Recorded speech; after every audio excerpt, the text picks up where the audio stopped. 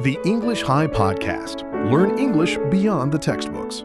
Hello, everyone. Welcome back to the English High Podcast. I'm Emma. And I'm Alex. Thanks for spending part of your day with us.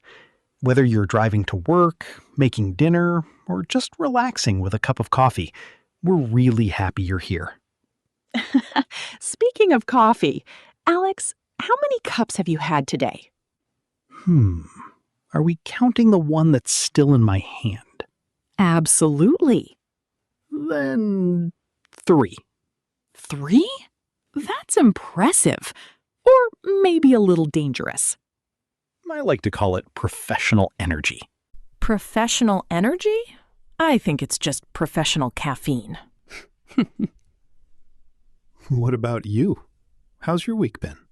Pretty good, actually. I've been trying to wake up 30 minutes earlier. And? Has it changed your life? Well, let's just say my alarm clock and I are still negotiating. I know that feeling. Every morning my alarm says, "Wake up!" And my pillow says, "Stay here. We miss you already." Honestly, the pillow usually wins. But you know what's funny? When I was younger, I believed adults had everything figured out. I thought once you reached 30, boom, you suddenly became wise. Me too. I imagined there was some secret meeting where people over 30 learned all the answers. Exactly. Then I grew up and realized everyone is still learning. We're all just collecting little lessons along the way. That's actually a beautiful thought.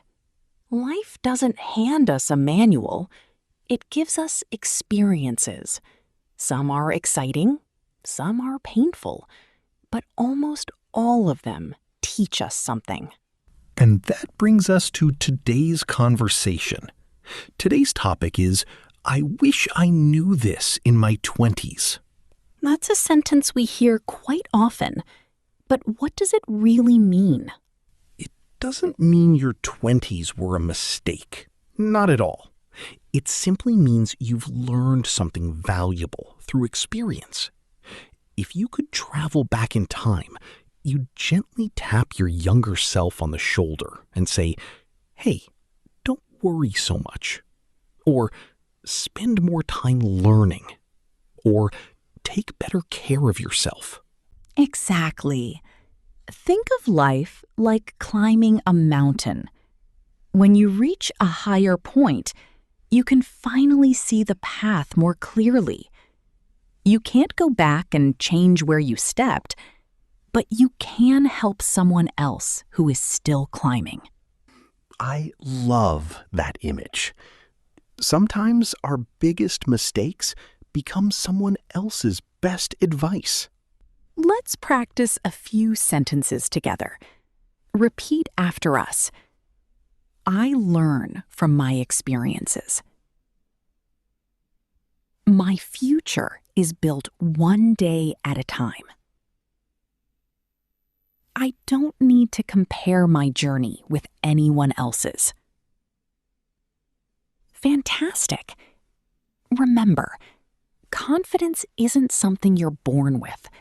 It's something you build. Just like going to the gym. Every time you speak English, you're giving your confidence another workout. Alex, if you could meet your 20-year-old self for just 5 minutes, what would you say? Only 5 minutes? I'd need at least an hour. Okay, let's start with one lesson. I'd tell him to stop trying to impress everyone. When I got my first job, I wanted people to think I was successful. So whenever I received my salary, I spent it. New shoes, a fancy watch, expensive dinners, even things I didn't really need. For a little while, it felt amazing. People complimented me. They said, "Wow, you're doing well." And honestly, I believed that was a success. But I'm guessing that feeling didn't last. Not at all. At the end of every month, my bank account looked almost empty. I had nice things, but I also had stress. One evening, I checked my balance and thought, I've been working hard, so why do I still feel worried? That's when I realized something important. Looking successful and building a successful life are two completely different things. One lasts for a day. The other can last a lifetime. That's such an important lesson. Sometimes we're so busy trying to look happy that we forget to actually become happy. It's like painting a beautiful door without building a strong house behind it. Exactly. It's almost like we're carrying an invisible checklist. Every time someone our age achieves something, we quietly compare ourselves. And comparison can be exhausting. It's like running on a treadmill. You're using a lot of energy, but you're not actually moving forward. That's a great metaphor. Instead of competing with other people, the real competition is with yesterday's version of yourself. Can you become just 1% better today? Because 1% every day becomes a huge difference after a year. Here's another lesson I wish I'd learned much earlier. Your health is your greatest investment. Not your phone, not your clothes, not even your job. Your health. When I was younger, I thought sleep was optional. I'd stay awake until 2 in the morning watching videos, then I'd wake up tired, drink lots of coffee, and repeat the same cycle. That sounds familiar. I think many listeners are smiling right now. Probably. But after a few years, I noticed something. I wasn't just tired. I couldn't focus. My mood changed. Even small problems felt huge. That's because our body and mind work together. Imagine your body is like a smartphone. If the battery is always at 5%, even the best apps won't work properly. Exactly. Sleep, healthy food, exercise, even a short walk. These aren't rewards. They're necessities. Let's learn a useful word. Investment. An investment is something you spend time, money, or effort on today because it helps you in the future. For example, learning English is an investment, or exercise is an investment in your health. Can you repeat? Investment. Excellent. Here's another word. Priority. A priority is something that's more important than other things. Example, my family is my priority. Or, my health should be my priority. Try saying it. Priority. Fantastic. We'll use both words again later. Now it's your turn. Repeat after us. My health matters. I choose habits that help my future. I invest in myself every day. Great job! Remember, speaking isn't about perfection. It's about progress. Every sentence you speak plants another seed of confidence. Here's something I really wish someone had told me. Don't be afraid to fail.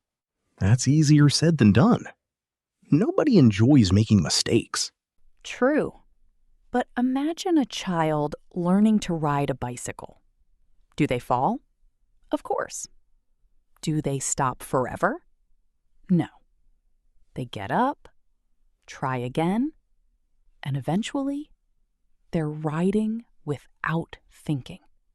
That's exactly how confidence works. Confidence doesn't come before action. It comes because of action. I love that. Many people wait until they feel confident before speaking English.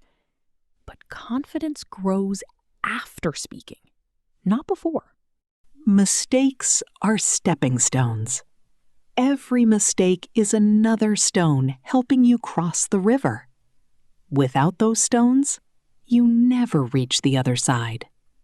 Today's next word is resilient. That's a wonderful word. It means you recover quickly after difficulties. For example, she is resilient. She doesn't give up easily.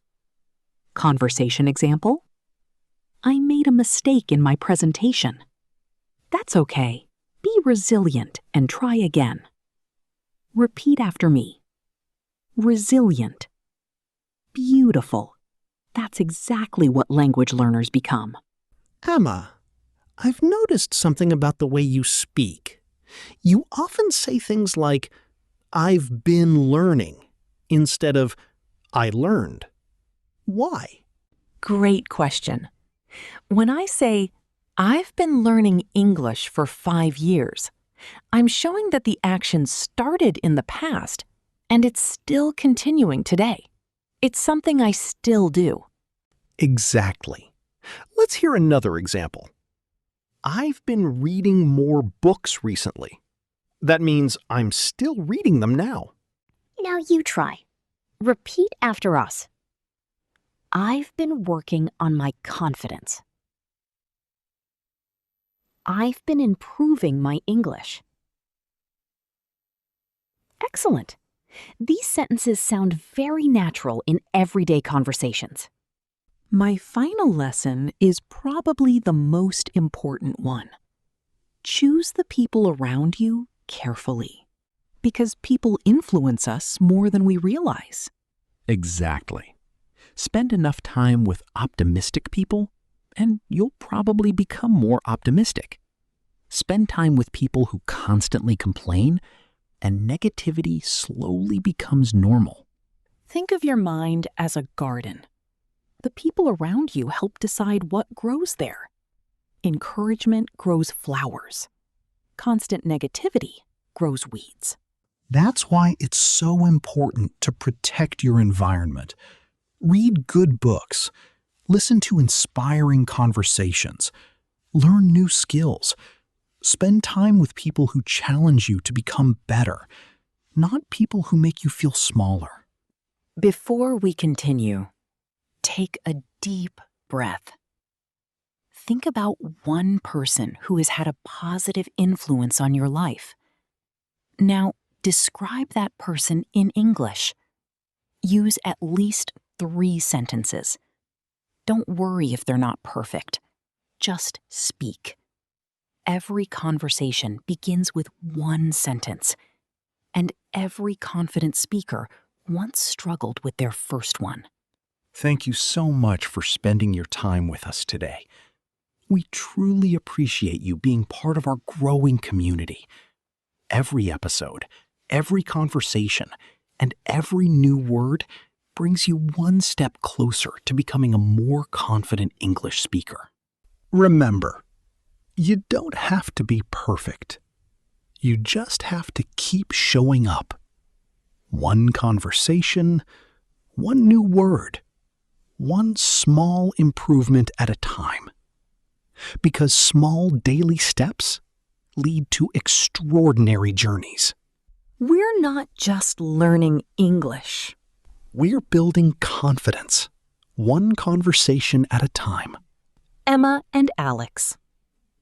Keep speaking. Keep growing. And we'll see you in the next episode of the English High Podcast. Keep speaking. Keep growing.